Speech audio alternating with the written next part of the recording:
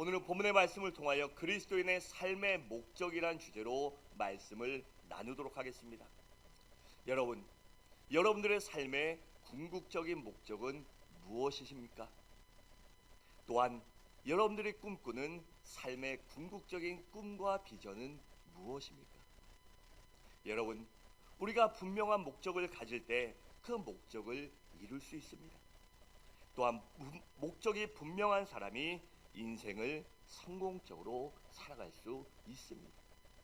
목표가 없고 이 목적이 없이 향방 없이 떠도는 것이 아니라 분명한 목표를 갖고 열심히 달려갈 때 이룰 수 있기 때문입니다. 여러분, 1940년대에 영국의 에드먼드 힐러리라는 그러한 사람이 살았습니다. 그는 친구들과 함께 이 에베레스트 산 정복에 나섭니다. 그런데 그 산이 너무나 높았기 때문에 실패하고 맙니다. 그런데 실패하며 그는 그 산을 내려오면서 그 산에게 이렇게 말했다고 합니다. 산이여, 너는 이 자리에 그대로 있어라. 나는 반드시 이 자리에 돌아와서 널 정복할 것이다. 내가 열심히 노력해서 나의 체력도 잘하고 나의 기술도 잘하고 나의 경험도 잘하고 나의 힘도 잘해서 나는 반드시 돌아와서 너를 정복할 것이다 라고 그렇게 다짐했다고 합니다. 그리고 에드먼드 힐러리는 약 10년 동안 열심히 꾸준히 노력하여 그 에베레스트 정복이라는 목적을 이루게 하여 열심히 노력함으로 10년 뒤에 이 두 명의 산악인과 함께 드디어 에베레스트 산을 정복했다고 합니다. 여러분, 이처럼 인생의 성공 여부는 그가 세운 목적에 달려 있습니다. 그렇다면 이 자리에 계신 여러분들의 삶의 궁극적인 목적은 무엇입니까? 어떤 사람들은 오직 자신의 욕망만을 채우기 위한 목적을 가지고 살아갈 것입니다. 즉, 이생의 자랑과 이생의 기쁨을 위하여 이 육신의 쾌락을 위하여 살아갈 것이에요. 또 어떤 사람들은 다른 누군가 훌륭한 사람이 세운 목적이 좋다, 나도 저렇게 되고 싶다, 그래서 아마 그러한 목적을 목표로 해서 살아갈 것입니다. 또 어떤 사람들은 그 삶의 인생의 목적이 자신에게 있지 않고 타인에게도 있지 않고 오직 그리스도 예수께 두고 살아가는 사람도 있을 것입니다. 여러분, 이 세 번째와 같은 사람이 바로 본문의 사도 바울입니다. 여러분, 이처럼 사도 바울처럼 우리 그리스도인들의 삶의 궁극적인 목적은 오직 예수 그리스도께 두어야만 합니다. 그래서 그리스도께서 원하시는 것이 우리 삶의 궁극적인 목적과 목표가 되어야 합니다. 그렇다면 우리 그리스도인들의 궁극적인 삶의 목적은 무엇이 되어야 할까요? 첫째로 예수 그리스도를 닮아가는 것입니다. 12절은 이렇게 말씀합니다. 내가 이미 얻었다 함도 아니요 온전히 이루었다 함도 아니라 오직 내가 그리스도 예수께 잡힌 바 된 그것을 잡으려고 달려가노라 라고 했습니다. 여러분, 신앙이란 무엇일까요? 신앙이란 내가 하나님을 선택하고 붙잡은 것이 아닙니다. 내가 믿고 싶어서 하나님을 의지하려고 하나님을 붙잡은 것이 아니라 오히려 하나님께서 나를 택정하시고 부르시고 또한 붙잡아 주시고 구원시켜 주신 것, 그것이 바로 신앙의 본질입니다. 여러분, 사도 바울을 한번 생각해 보세요. 그는요, 예수님이 누군지 몰랐습니다. 아니, 예수란 사람에 대해 알긴 알았지만 예수님이 온 인류의 유일한 메시아가 되시는 것은 알지 못했습니다. 알지 못했기에 믿지 못하고 그 예수 믿는 사람들을 잡아서 핍박하고 옥에 가두고 스데반 집사를 죽이는데 앞장섰던 사람입니다. 그렇다면 그가 우리 주님께 구원받을 이유가 있습니까? 우리 주님을 핍박하고 주님을 믿는 자들을 핍박했던 그가 구원받을 이유도 없고요, 또한 그가 예수를 믿을 그러한 이유도 없었습니다. 하지만 그러던 어느 날, 그날도 예수 믿는 사람들을 잡아서 옥에 가두고 핍박하려고 다메섹으로 가던 그 중에 정오의 한낮에 우리 주님께서 나타나셨습니다. 그를 택하시고 붙잡아 주시고 구원시켜 주셨습니다. 그래서 사도 바울이 주님의 제자가 되고 주님의 사도가 될 수 있었던 것입니다. 하나님이 그를 택하셨기 때문에, 우리 주님이 그를 택하시고 불러주시고 구원하셨기 때문에 그가 하나님의 자녀가 되고 우리 주님의 제자가 될 수 있었던 것입니다. 그렇다면 이 자리에 있는 우리들을, 나를 택하시고 구원시켜 주시고 붙잡아 주신 이유가 무엇일까요? 그것은 바로 우리도 사도 바울처럼 그리스도를 닮게하기 위함입니다. 예수의 형상을 닮게하여 예수의 참 제자를 삼는 것, 그것이 바로 나를, 우리를 구원시켜 주신 궁극적인 목적입니다. 그런데 여러분, 우리가 살아가면서 예수를 닮아간다고 하는 것, 말씀대로 산다고 하는 것, 주님의 제자요 형제요 자매로 살아간다는 것이 결코 말처럼 쉽진 않습니다. 저도 목사로 여러분들에게 말씀을 전하지만 항상 그렇게 산다는 것이요 쉬운 일이 아닙니다. 그래서 날마다 노력해야 되고 날마다 힘써야만 주님을 닮아갈 수 있는 것입니다. 아니요, 조금 실질적으로 말하면요, 우리가 죽을 때까지 노력해야 해요. 죽을 때까지 정말 끊임없이 노력해야 예수의 형상을 닮아가는 성숙한 그리스도인, 성숙한 제자가 될 수 있는 것입니다. 그래서 사도 바울은 그렇게 위대한 사람도, 그렇게 이 초대교회의, 기독교의 근간이 되는 교리의 대부분을 완성한 그분도 아직도 이루었다고 함이 아니라 온전히 이루지 못했다고 고백한 것입니다. 그래서 12절 말씀에 내가 이미 얻었다 함도 아니요 온전히 이루었다 함도 아니다 라고 그렇게 고백한 것입니다. 여러분, 우리 그리스도인들은요 범사에, 즉 모든 삶 속에서 예수 그리스도를 닮아가야만 합니다. 그래서 에베소 4장 15절은 이렇게 말씀합니다. 오직 사랑 안에 참된 것을 하여 범사에 그에게까지, 즉 예수 그리스도에까지 차랄지라. 예수 그리스도는 머리니 곧 그리스도라, 곧 우리의 유일한 구세주가 되신다는 것입니다. 그러니까 우리가 우리의 삶의 모든 영역에서 그리스도를 닮아가야 한다는 것입니다. 좀 더 구체적으로 말하면 우리의 신앙도 우리 주님을 닮아가야 합니다. 또한 우리의 인격도 우리 주님을 닮아가야 합니다. 그리고 우리의 삶도 우리 주님을, 예수 그리스도를 닮아갈 때 우리가 성숙한 제자요 주님의 기쁜 그러한 제자요 자녀가 될 수 있는 것입니다. 여러분, 주님께서요 왜 이 자리에 있는 목사와 목회자를 세우셨을까요? 그것은 바로 성도들로 하여금 우리 주님을 닮게 하는 성숙한 제자로 만들게 하기 위함입니다. 그래서 에베소 4장 11절과 12절은 이렇게 말씀합니다. 어떤 사람은 목사와 교사로 삼으셨으니 이는 성도를 온전하게 하여 봉사의 일을 하게 하며 그리스도의 몸을 세우려 하심이라 라고 했습니다. 그러니까 모든 성도를 말씀으로 우리 주님의 뜻대로 양육하고 잘 가르쳐서 그들이 그리스도를 닮게 하고 주님의 몸된 교회를 세우게 한다, 아름답게 한다. 그것을 건강하게 하기 위하여 목회자를 세우신 것입니다. 또한 우리에게 성경을 주신 이유가 무엇일까요? 그건 역시 우리를 성숙한 그리스도의 제자로 만들기 위함입니다. 그래 디모데전서 3장 16절과 17절은 이렇게 말씀합니다. 모든 성경은 하나님의 감동으로 기록된 것으로 교훈과 책망과 바르게 함과 의로 교육하게 유익하니 이는 하나님의 사람으로 온전하게 하여 모든 선한 일을 행할 능력을 갖추게 하려 함이라 하고 있습니다. 즉 말씀을 통하여 우리가 성숙한 주님의 제자가 되어 주님을 닮아감으로 인하여 하나님이 하신 뜻대로 그 선한 일을 행하게 하기 위하여 우리에게 말씀을 주신 것입니다. 그렇다면 우리들이 어떻게 해야지만 우리 속에 그리스도의 형상을, 즉 주님의 형상을 이루어가고 닮아갈 수 있을까요? 우리 13절을 함께 읽겠습니다. 시작.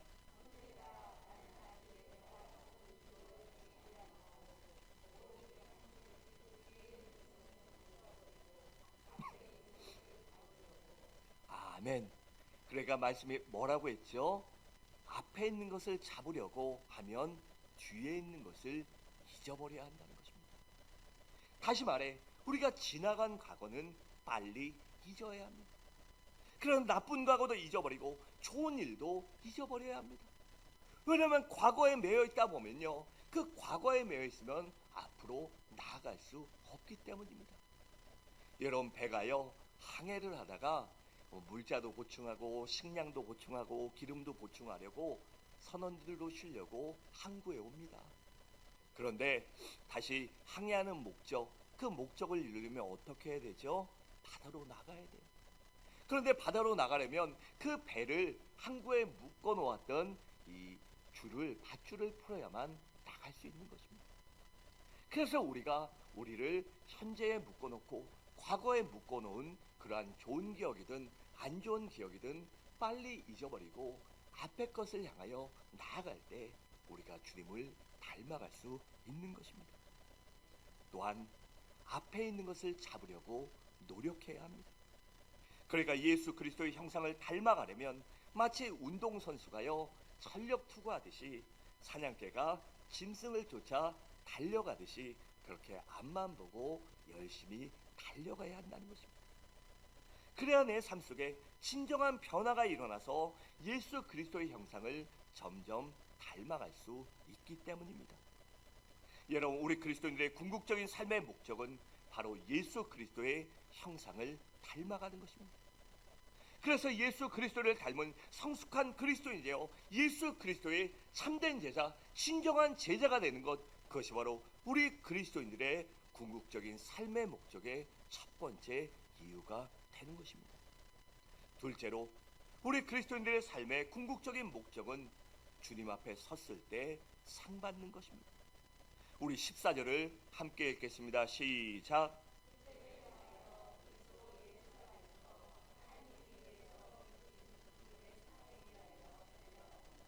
아멘.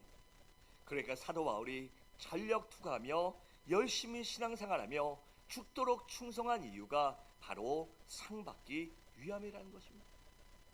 여러분, 모세가 애굽의 부경화를 누릴 수 있는 왕자의 신분을 버리고 이스라엘 백성들과 함께 고난을 받은 목적이 무엇이죠? 바로 그건 역시 하나님의 심판대 앞에 섰을 때 상 받기 위함이었습니다. 그래 히브리서 11장 26절은 이렇게 말씀합니다. 그리스도여 받는 수모를 애굽의 모든 부귀보다 더 큰 재물로 여겼으니 이는 상 주시는 이를 바라봄이라 라고 했습니다. 여러분, 우리는 반드시 한 사람도 빠짐없이 반드시 그리스도의 심판대 앞에, 아버지 하나님 앞에 심판대 앞에 반드시 서야 합니다. 고린도서 5장 10절은 그래서 이렇게 말씀합니다. 이는 우리가 다 반드시 그리스도의 심판대 앞에 나타나게 되어 각각 선악간에 그 몸으로 육신의 장막을 입은 동안 우리가 이 땅을 살아가는 동안 행한 것을 따라 받으려 함이라고 했습니다. 여러분, 반드시 우리는 이 인간의 몸을 입고 있는 동안 행한 대로 심판받고 상받게 될 것입니다. 요한계시록 20장 12절은 그래서 이렇게 고백합니다. 보라, 내가 속히 오리니 내게 줄 상이 내게 있어 각 사람에게 그가 행한 대로 어떻게 해요? 갚아주리라고 했습니다. 그러니까 우리들이 주님을 위해 우리의 시간과 몸과 정성과 물질을 바쳐 헌신하고 충성하고 봉사한 것에 따라 상급이 달라지고 반드시 우리에게 상급을 주신다는 것입니다. 그래서 어떤 사람은 부끄러운 구원을 받고 어떤 사람은 심한 책망과 꾸중을 들을 수도 있고 어떤 사람은 잘했다는 칭찬과 많은 상급을 받게 된다는 것입니다. 그렇다면 우리가 주님의 심판대 앞에, 예수 그리스도의 심판대 앞에 섰을 때 어떤 상급이 우리를 기다리고 있을까요? 얼마나 좋은 상급이 우리를 기다리고 있기에 우리가 그 상급 받기 위하여 열심히 노력해야 하냐는 것입니다. 먼저는 많은 면류관들이 있습니다. 영생의 면류관도 있고 생명의 면류관도 있고 의의 면류관도 있고 자랑의 면류관도 있고 썩지 아니할 면류관도 우리를 기다리고 있습니다. 또한 각자의 처소가 다를 것입니다. 여러분, 주님께서는요 제자들에게 내가 가서 너희를 위하여 처소를 예비하리라고 했습니다. 그래서 어떤 사람에게든 그들이 하나님 앞에, 주님 앞에 열심히 충성하고 헌신하고 믿음대로 산 만큼 좋은 집이 기다리고 있을 것이고, 어떤 사람들에게는 조그만 집이 기다리고 있을 것이고, 또 믿음으로 살지 못한 사람은 부끄러운 구원과 부끄러운 집도 주실 것입니다. 여러분, 그렇다면 여러분들은 과연 상급받을 준비가 되어 있습니까? 또한 상급받은 일을 받을 만한 일을 얼마나 하고 계십니까? 여러분, 우리는 반드시 하나님의 심판대 앞에, 주님의 상급의 심판대 앞에 반드시 서야 합니다. 그 서야 하는 그것을 준비하는데 지금도 늦지 않았습니다. 그래서 우리 모두 우리 하나님 앞에, 우리 주님 앞에 상급받기 위해서라도 죽도록 충성합시다. 열심히 봉사합시다. 최선을 다해 하나님 앞에 나의 시간과 나의 정성과 나의 물질과 나의 삶을 드리시기 바랍니다. 그래서 우리 모두 아버지 하나님의 상급 심판대 앞에서 많은 상급과 아름다운 면류관과 좋은 집과 아름다운 세마포 옷을 상급으로 받으시기 바랍니다. 마지막으로 우리 그리스도인들의 삶의 목적은 예수 그리스도의 몸과 같이 변화되는 것입니다. 우리 21절을 함께 읽겠습니다. 시작.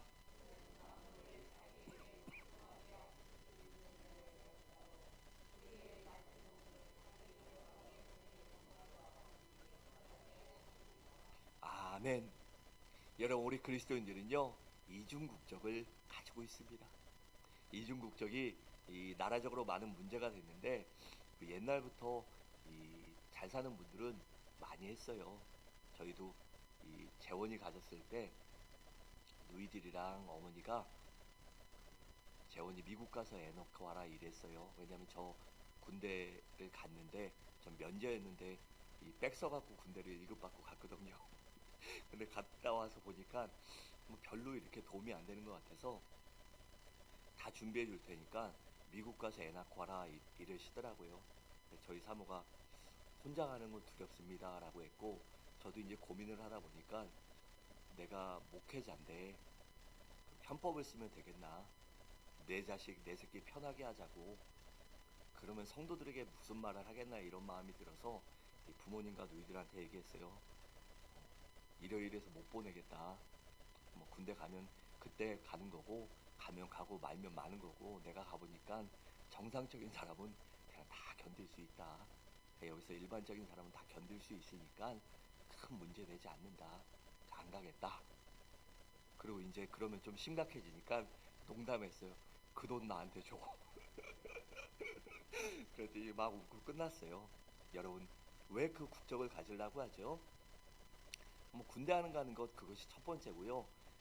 그거보다 더 중요한 이유는 미국 국적권자는요, 만약에 한반도에 전쟁이 일어나면 뭐 대단한 양반들보다 먼저 1차적으로 미국이 이제 비행기를 띄워서요 자국민을 미국 본토로 날려요. 그러니까 어디에 가 있든지 어느 나라에 가 있든지 가장 강력한 군사력을 가진 나라, 뭐 혹자는 전 세계 모든 나라와 미국이 전쟁을 해도요 한 달을 버틸 수 있다고 하더라고요. 동시에 전쟁을 해도. 그러니 그런 나라의 국민이 돼서 어디가 있든지 조금 안전하게 편하게 살기 위해서 그런 국적을 취득하려고 하는 것 아닙니까? 여러분, 그런데 우리는요 그 미국 국적보다 더 좋은 국적을 갖고 있어요. 그것이 무엇이죠? 왜 대답을 못하세요? 쑥스러워 마시고 바로 하늘의 아버지의 나라의 국적을 갖고 있습니다. 육신적으로는 대한민국의 백성이지만 영적으로는 하늘나라의 시민이에요. 그래서 20절에서는 우리의 시민권은 하늘에 있는지라라고 한 것입니다. 그러니까 우리 그리스도인이 궁극적으로 가야 할 고향은 하나님 아버지가 계신 하늘나라라는 것입니다. 그리고 우리의 궁극적인 소망은 예수 그리스도의 몸처럼 영광스러운 몸으로 변화되는 것입니다. 여러분, 현재 우리의 몸은 21절처럼 낮은 몸이에요. 그렇다면 낮은 몸이란 무엇일까요? 바로 죄악된 몸, 부패된 몸, 병든 몸, 늙을 수밖에 없고 죽을 수밖에 없는 지금 인간의 연약한 육신을 말합니다. 이런 낮은 몸으로 사는 그리스도인의 소망이 무엇일까요? 바로 부활하신 우리 주님처럼 영광스러운 몸으로 변화되는 것입니다. 여기서 영광스러운 몸이란 우리 주님처럼 시간과 공간을 초월하는 몸, 썩지 않고 병들지 않고 죽지 않는 몸을 말하는 것입니다. 그렇다면 우리가 언제 이렇게 영광스러운 몸으로 변화할 수 있을까요? 그것은 바로 우리 주님께서 공중 재림하시는 날, 그날 우리가 변화할 수 있습니다. 예수님께서 공중 재림하실 때 우리 믿는 사람들은 다 부활하여 공중에서 주님을 영접하게 될 것입니다. 데살로니가전서 4장 16절과 17절은 그래서 이렇게 말씀합니다. 주께서 호령과 천사장의 소리와 하나님의 나팔 소리로 친히 하늘로부터 강림하시리니 그리스도 안에서 죽은 자리 먼저 일어나고 그 위에 살아남은 자들도 그들과 함께 구름 속으로 끌려 올려 공중에서 주를 영접하게 하시리니 그래야 우리가 항상 주와 함께 있으리라고 했습니다. 이처럼 주님께서 재림하실 때 믿는 사람들은 죽었든 살았든 다 들림마다 공중에서 우리 주님을 만나게 됩니다. 또 고린도전서 15장 51절과 52절은 이렇게 말씀합니다. 보라, 내가 너에게 비밀을 알게 하노니 우리가 다 잠잘 것이 아니요 마지막 나팔에 순식간에 호련히 변화되리니 나팔 소리가 나매 죽은 자들이 썩지 아니할 것으로 다시 살아나고 우리도 변화되리라고 했습니다. 여러분, 그럼 우리가 어떻게 해야 이러한 궁극적인 삶의 목적을 이룰 수 있을까요? 먼저는 우리에게 하나님의 은혜가 임해야 합니다. 여러분, 하나님의 은혜가 임해야, 성령의 능력이 임해야 우리가 그리스도의 형상을 닮아갈 수 있습니다. 하나님의 은혜가 임해야 우리가 충성할 수 있고, 하나님의 은혜가 임해야 우리가 영광스러운 몸으로 변화될 수 있는 은혜를 누릴 수 있습니다. 그런데 그건 못지않게 우리 자신들의 노력도 필요합니다. 17절에 보면 사도 바울이 뭐라고 그랬죠? 나를 본받으라고 했습니다. 여러분, 사도 바울은 이 궁극적인 목적을 위하여 이루기 위해서 최선을 다하여 우리 주님을 쫓아갔습니다. 그래서 갈라디아서 4장 19절은 이렇게 말씀합니다. 나의 자녀들아, 너희 속에 그리스도의 형상을 이루기까지 다시 너희를 위하여 해산하는 수고를 하노니라고 했습니다. 이처럼 그리스도의 형상을 담기 위하여 우리는 수고가 있어야만 합니다. 즉 끊임없이 노력해야 한다는 것입니다. 여러분, 수고한다는 말이 무슨 뜻이에요? 그냥 설렁설렁 하는 것이 아니라요, 진짜 노력하고 진짜 땀 흘려 일하는 것입니다. 제가 농 하나 할게요. 뭐 이렇게 마음에 개념치 마시고, 오늘 오전 예배 끝나고 식사하고 교회 환경 정리를 하는데요, 열심히 한 사람은요, 제가 가서 집사님, 권사님, 성도님 수고하셨습니다 이렇게 말할 거예요. 그리고 여러분들도 보면서 정말 수고하셨어요 이런데 설렁설렁 되면 어떨까요? 그냥 마지못해 하겠죠. 수고하셨어요, 감사합니다, 이렇게 목소리 톤이 바뀔 거예요. 여러분, 우리가요 이 그리스도를 닮아갈 때도 이러한 것입니다. 설렁설렁해서는요 결코 따라갈 수 없습니다. 정말 수고하고 땀 흘려 피땀 흘려 노력할 때 우리가 주님을 닮아갈 수 있고 그 영광스러운 몸을 아름답게 자랑스럽게 얻을 수 있을 것입니다. 그래서 골로새 1장 28절과 29절은 이렇게 말씀합니다. 각 사람을 그리스도 안에서 완전한 대로 세우려 함이니 이르래여 나도 내 속에서 능력으로 역사하는 이의 역사를 따라 힘을 다하여 수고하노라 라고 했습니다. 이렇듯 힘을 다해 수고해야만 그 아름다운 상급과 은혜를 누릴 수 있는 것입니다. 여러분, 우리가 그리스도인의 삶의 궁극적인 목적을 이루기 위해서는 끊임없이 노력하고 성장해야 합니다. 또 성장하기 위해서는 끊임없이 애쓰고 힘쓰고 수고해야만 하는 것입니다. 그럴 때 바로 우리가 그 뜻과 목적을 이뤄갈 수 있기 때문입니다. 사랑하는 성도는 말씀을 마치도록 하겠습니다. 우리 그리스도인들은 삶의 궁극적인 목적이 분명해야 합니다. 우리 그리스도인들의 삶의 궁극적인 목적은 예수 그리스도의 형상을 닮은 제자가 되어 주님의 상급의 심판대 앞에서 상 받는 것이며 주님처럼 영광스러운 몸으로 변화되는 것입니다. 우리 모두 이를 위하여 힘쓰고 노력함으로 그 목적을 이루어가고 마지막 날 부활의 날 우리 주님의 상급의 심판대 앞에서 모두 다 칭찬받고 상급받고 하나님의 얼굴을, 우리 주님의 얼굴을 자랑스럽게 기쁜 마음으로 떳떳하게 바라볼 수 있는 우리 서부중앙의 모든 성도님들 되시기를 주님의 이름으로 간절히 축원합니다.